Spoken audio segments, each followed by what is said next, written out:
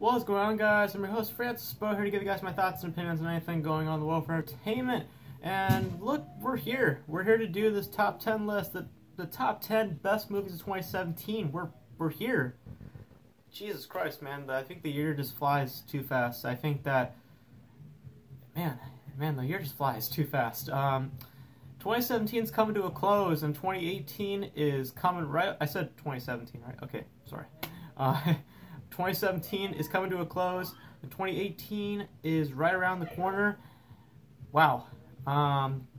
Holy cow, I can't believe the year is just flying by so fast. But now we get to do our top 10 list. That's right, the top 10 best movies of 2017. What were the best ones? I'm gonna tell you guys what my favorites were right now. So, before we get down with this list, I just want to say a couple of things. I'm gonna do some honorable mentions. Movies that could have made the list, but movies that I still really enjoyed and I want to mention.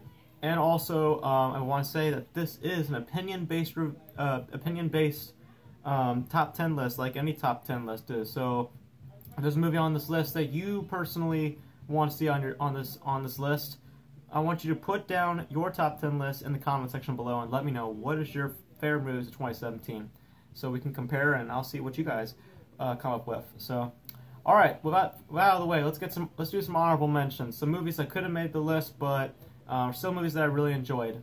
So let's get some honorable mentions out of the way. The first one right off the bat, Thor Ragnarok. This movie was a lot of fun. I had a lot of fun in the theater watching this. I think that they finally got Thor right. I think that Thor has been kind of the one character within the Avengers I felt like needs to be developed a little bit more and be a little bit more, different. And I'm glad that Thor Ragnarok, was able to bring a different type of Thor, a little bit more of a funnier Thor, and bringing Hulk into the mix, of course. I like Thor Ragnarok. I thought it was a lot of fun. All right, my next honorable mention is gonna go to Wonder Woman. I feel like this movie is gonna make some people's top 10 list, but I did enjoy Wonder Woman. I thought this was a really good film. I think it really does change the comic book genre in a lot of ways, the comic book movie genre. I think it really does change a lot of things for it, and I thought it was a really cool film. It just did not make my list. I think that it would be like number 12 on my list. If I were to do like a top 20 list, it would be probably like number 12. But really, really great film. My next honorable mention is going to go to The Lost City of Z. I talked about this movie earlier this year. Yeah, really, really great looking movie. The cinematography is on point with that film. Charlie Hunnam does a great performance in that film as well. I think that's his best performance that I've ever seen out of Charlie Hunnam. Definitely not King Arthur. It's definitely this one. Really, really good. Tom Holland's also in it. He also does a good job in this film. Yeah, Lost City of Z is an honorable mention. Next one up, John Wick Chapter 2. If you want to see a great action movie, just a movie with just a lot of freaking action in it, you want to see Keanu Reeves kick so much butt, watch John Wick Chapter 2, because that movie is just full of insane action. Really liked that movie a lot. That was a really cool movie. I didn't get to review that film, but hey, now you know. I did watch John Wick Chapter 2, and I loved it. Alright, another honorable mention, Lego Batman movie. Had a lot of fun watching this with my little brother. My little brother saw a lot of movies this year. He saw Lego Batman, he saw Lego Ninjago, then he saw Ferdinand. He saw a lot of movies this year with me, and now that I think about it. And I do know he liked Lego Batman a lot, and I myself did like Lego Batman as well. Two more honorable mentions. Gifted. This was a small drama that came out with Chris Evans and McKenna Grace. Really, really nice drama. I know it's a simple, little story, but it was a nice drama, and I actually would put that as number 11. Yes, I would put that over Wonder Woman. I think that Gifted, to me, was a little bit more of attaching emotionally for me than Wonder Woman was, so that's why I would put it over Wonder Woman. And my last one would go for Alien Covenant. I think that Alien Covenant is one of the most underrated films of the year. I think that it deserves more praise than it should have gotten. I think that people were being a little bit more negative towards it when it first came out, and I think that it deserves a little bit more praise. I think that it's actually a good film when you look at it. And yeah, so those are my honorable mentions. So now let's get into the top 10 best movies 2017 from this guy's opinion. So, all right, let's do it. Now, before we get down to the list, I also want to mention I have not seen every single movie in 2017. I'm just gonna put that right off the bat. Not seen, a lot of Oscar movies. I have not seen, for example, I've not seen The Shape of Water. I haven't seen The Disaster Artist. I really wanted to catch Wonder. I didn't get to catch that. So there's a couple movies that on this list, or a couple movies that I've not catched this year, that you guys may have on your list. So just keep that in mind. And again, this is my personal list. So, all right, let's get started. All right, number 10. I'm gonna go right from the bottom. Number 10. This is a movie that I didn't really know what to think about. I was hearing a lot of great buzz about it. This was at the very beginning of the year, and I didn't know much about it. I didn't watch any trailers before watching this film. I just went into it completely blind. I'm aware of the director, but I was pleasantly surprised. And this film was Split. I was very surprised with Split. I thought this was a very, very, really cool film. I really liked this story about a guy with multiple personalities and such. You can see where I got the influence for Finding Yourself. But if you guys are wondering, did your Finding Yourself film get some inspiration from Split? Yes, it did. I took a lot of inspiration from Split. And that's because Split was, in my opinion, a really good film. I was pleasantly surprised with Split. James McAvoy does a really good job in this film, as playing the guy with multiple personalities. I like the story. I also like the supporting cast with the girls. I love the twist ending, and I'm very excited to see the next chapter in this trilogy. I guess there's gonna be 3 of these. Spoiler alert if you've not seen Split. But there's Unbreakable, there's Split, and then there's gonna be Glass. So I think this is a planned Unbreakable trilogy, and I think that's pretty freaking cool. I'm really excited to see Split. I'm very excited to see Glass. Yeah, so Split's my number 10. Alright, number 9. This is a film that a lot of people were excited for during the summer. I remember people getting really hyped for this movie. It came out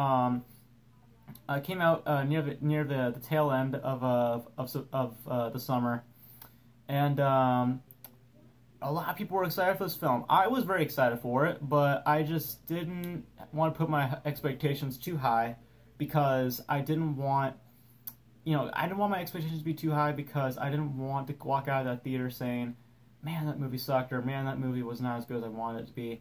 And I also thought I wasn't going to get that much great reviews. But I'm happy to say that the movie got really good reviews, and that I myself really enjoyed the film. And that film was It. I was very surprised that It did well. I was looking forward to It from seeing the teaser trailer and learning more about, these characters and such. I've never watched the original It until recently. But I was pleasantly surprised with what I got, and it was a really good film. It had a great blend of horror, adventure, comedy, drama. It had a nice blend of a little bit of everything. And the best way to describe it, in my opinion, is it's a combination of The Goonies, Stand By Me, and Nightmare on Elm Street. If all these 3 movies had a baby together, this is what would come out. I think all the kids were fantastic in this film. I think all of them did a great job, especially Richie. Richie, hands down, in my opinion, was the best character of the bunch. Bill Skarsgård also did a great job as Pennywise. Not as good as Tim Curry, in my opinion. I know people always are debating nowadays of which one is better. But in my opinion, I think that Tim Curry is still better. But Bill Skarsgård does a great job as Pennywise. He brings a more creepier approach to Pennywise, and there are times in the movie where I was legitimately scared, and the scares are effective. I know a lot of people were complaining about, the scares don't really work. I thought they worked pretty well. I found myself kind of getting scared at certain points in the film, and it was cool. It was a really cool film to watch with a big crowd, and that movie made bank at the box office. Holy cow! If you guys go see the numbers for it, jeez. I'm very excited to see Chapter 2. I can't wait to see what they do with the adults. I heard that Jessica Chastain may be playing Beverly. I think that'd be freaking awesome if they had Jessica Chastain play that character. But yeah, it was awesome. I really enjoyed it a lot. All right, move on to number 8. Coincidentally, this is the 8th film in this franchise. No, not Fast and Furious 8. That would be really, it'd be cool if a Fast and Furious movie actually made this list, but nope. It is actually a movie that was very controversial this year. I was actually very surprised how controversial this film got amongst critics and audiences. Usually it's a case of like critics did not like a movie, but audiences really liked it. This time it was actually reversed. The critics actually really loved this movie, including myself, and a lot of audiences hated this movie, and that was Star Wars: The Last Jedi, Episode 8. Get it? Number 8, Star Wars Episode 8. Okay, bad joke. I'm sorry. And that's not the reason why I put this at number 8. Let me just put that right out there. It's just a random coincidence. Yes, The Last Jedi, I had a lot of fun with this movie. I came out of the theater kind of conflicted at first because it is a lot to digest. It's a lot to take in, but it's a really fun film. I had a lot of fun with The Last Jedi. It gets better and better the more you think about it, and I think that, like I said in my review, I think that it might require a second viewing to appreciate the whole movie for what it is, but I think that Rian Johnson did a great job with The Last Jedi, and I really liked all the twists and turns that he did with the movie, and I liked what he did with certain characters, especially Luke Skywalker. Mark Hamill, let's just put this out here. Mark Hamill, I know that people are kind of 50-50 about, Luke Skywalker in the film. I personally really freaking dug Luke Skywalker in this film. I think that, in my opinion, I think this is a bold statement to say, and a lot of people are actually saying this online. I think that this is Mark Hamill's best performance as Luke Skywalker, because he brings something different to Luke Skywalker. It's not like the same, performance that we've seen him in the original trilogy. It's something different for his character. I know he did not actually like it. I've seen interviews of him saying that, like, this is not my Luke Skywalker.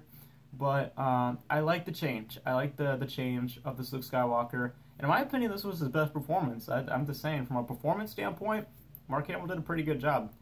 I liked also the evolution of the characters, like Rey and Kylo Ren. I thought those characters really get a lot more characterization in this film. The only downside about the film is that certain characters don't get a lot of screen time, and that's because, certain scenes had to get cut. Like, poor freaking Captain Phasma, dude. That character got nothing.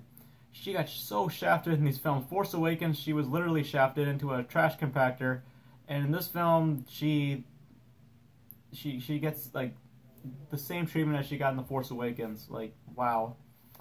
Hopefully, like, we'll get like a director's cut, and we'll see like, more scenes of her. But yeah, The Last Jedi was a whole lot of fun. I had a lot of fun watching this film. It's a lot better when you digest it and you just think about it more and more. And yeah, I loved it. I think it's definitely better than The Force Awakens, but I don't know if it's better than Rogue One. I'm still debating between those two, but I do know for a fact that it's definitely up there with the 3 original Star Wars movies. It's definitely up there. All right. Now let's go to number 7. Number 7, this is what I consider to be the funnest movie experience that I've had all year. Not the greatest, not the best movie experience, the funnest movie experience that I had this year. And my number 7 is going to go to Baby Driver. Baby Driver was just the funnest movie experience I had all the year. This was a movie that was just so much fun. This was a fun movie at its core. It's not a serious movie. It's not a drama. It's just a straight up, let's have some fun movie. Because this movie had like almost everything that I wanted to see. It had cars. It had like it had car chases. It had pretty cool characters. An awesome freaking soundtrack. This movie had some killer music. The way they play with the music is just, it was awesome. I love the music the way they like incorporated the music with the movie. I thought that was brilliant. Edgar Wright did a fantastic job on Baby Driver. I really loved what he did with Baby Driver. I freaking dug it. I thought it was really well done. And he said he might be doing a sequel to Baby Driver, and I would be all down for that if he does a sequel to Baby Driver. I think that would be excellent. So, Edgar Wright, get on it. I want to see a sequel to Baby Driver because that stuff was awesome. And I heard it got a Golden Globe nomination for, what's his name? Enzo Elgort, the main character, the main guy in the Baby Driver movie, he got a Golden Globe nomination for this film, which is thumbs up, dude. That's pretty cool.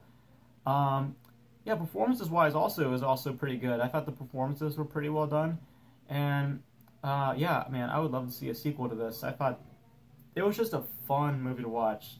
I just had a great old time in the theater watching Baby Driver. So that's my number 7. All right, number 6. Number 6. This is in my opinion a very important film to watch. I think that sounds so weird to go from fun movie to important movie. But this next movie I feel like is very important to watch, and it's a very well-made movie. This was the first movie I saw this year, and whew, it was a good one. And that was Patriots Day. And before you say it, I do know that Patriots Day did have a 2016 limited release, which I never get that whole thing of, oh, let's have a limited release before at the tag end of the year. I never get that. I never get that concept at all. But it officially came out worldwide in January of 2017. So in my book, it's a 2017 film. I know some people may say it's a 2016 film, but in my book, it's a 2017 film. And yeah, Patriots Day was just amazing. I freaking loved Patriots Day. This was a great telling of the Boston Marathon bombings. And Peter Berg just delivers, man. Peter Berg knows how to do these types of freaking movies. He did Lone Survivor. He did Deepwater Horizon, which was one of my favorite films of last year. And he delivered once again with Patriots Day. I mean, this is a great movie. This had a lot of stuff that I feel like is very important for people to see. I know that the event is recent, and I think that's what a lot of people were concerned with when this movie was coming out, was that the event itself was kind of recent. But I think that they did a great job handling it. I love how that big chunk of the movie deals more with the aftermath of the bombings, hunting down, the criminals, the terrorists that caused the bombings. And the performances were also really well done. Mark Wahlberg did a great job in this film. Mark Wahlberg really, really shines in Peter Berg's movies. I think that he definitely needs to do more of Peter Berg's movies and stay with him, because he clearly brings it when it comes to these films. And I could tell why, because Mark Wahlberg's, he has a great connection with Boston.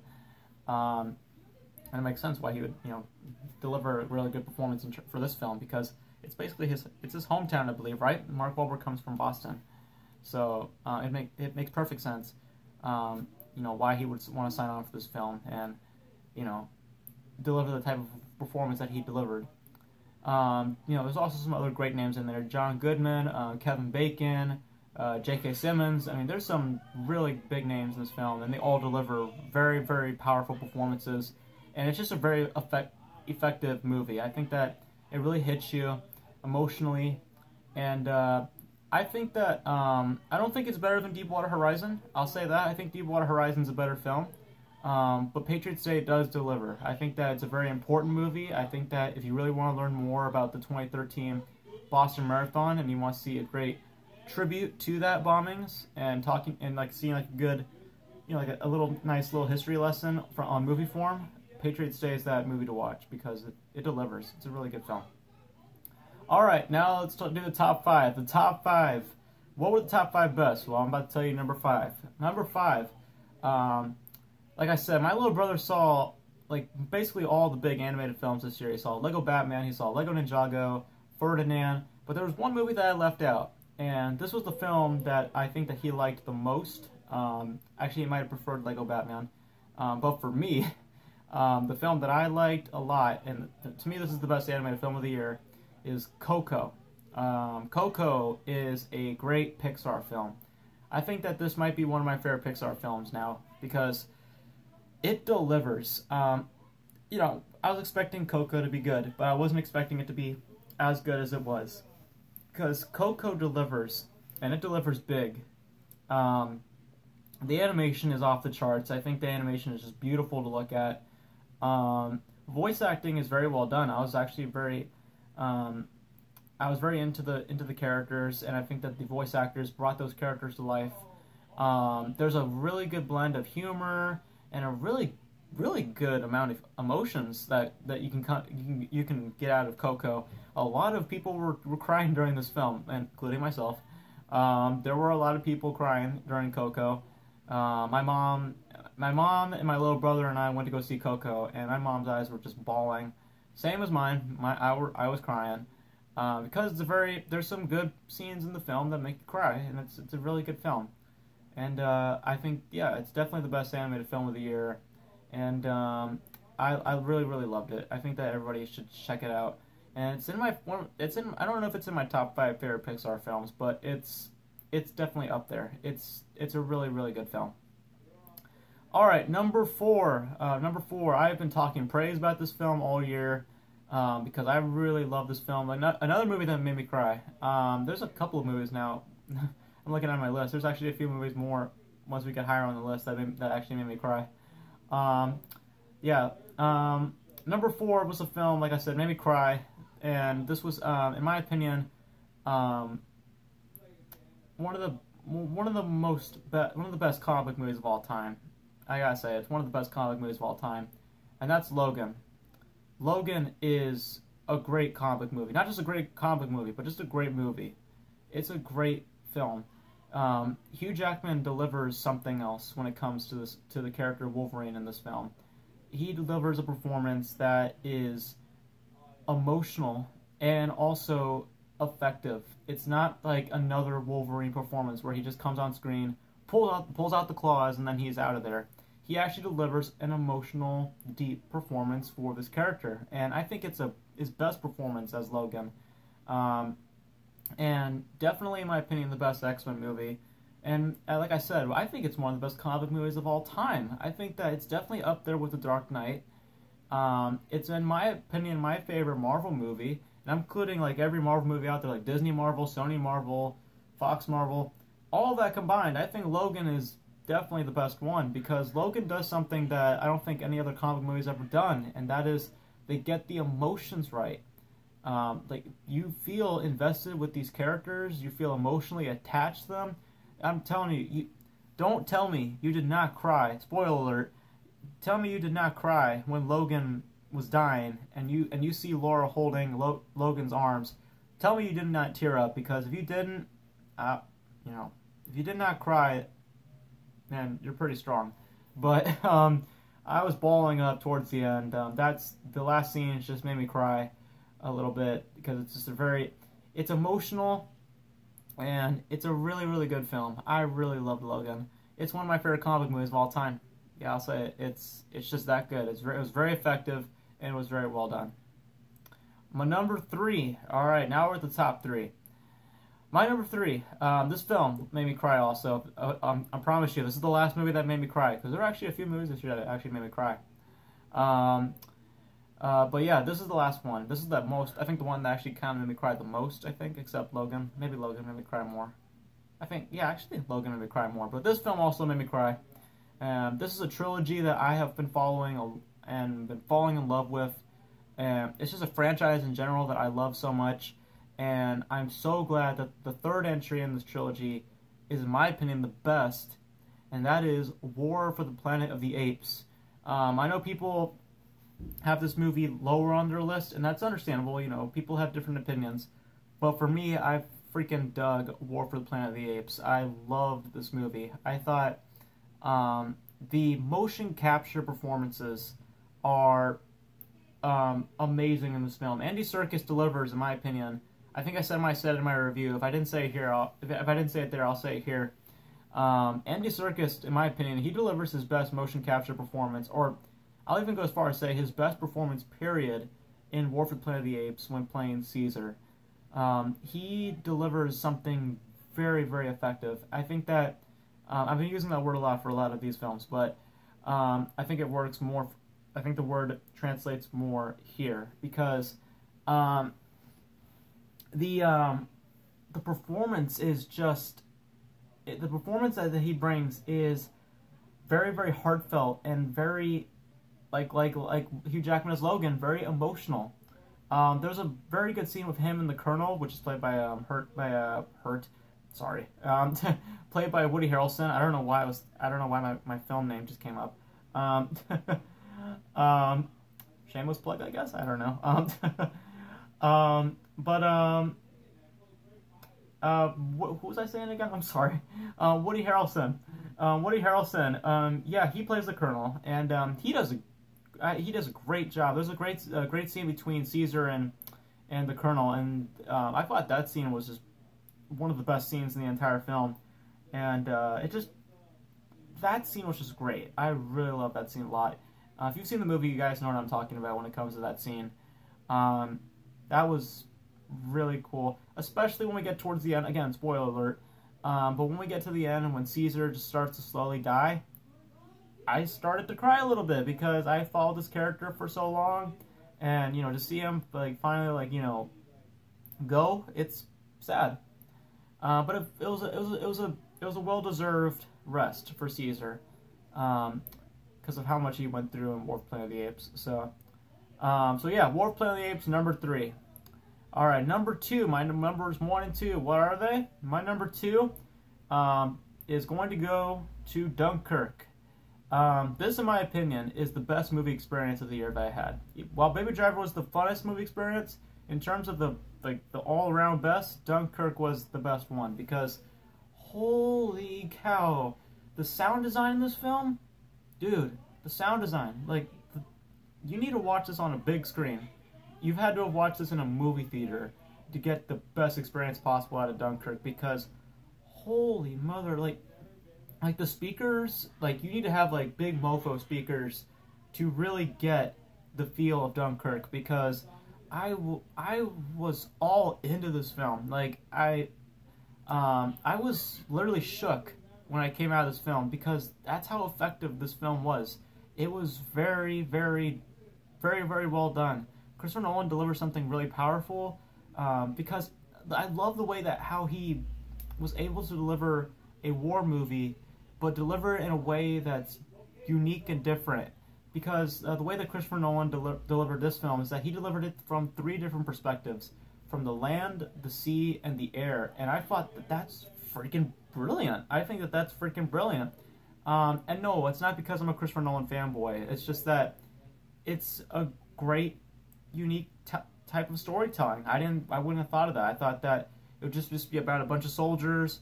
And while it is just about a bunch of soldiers, it's done through 3 different perspectives, and I think that it was done very, very well.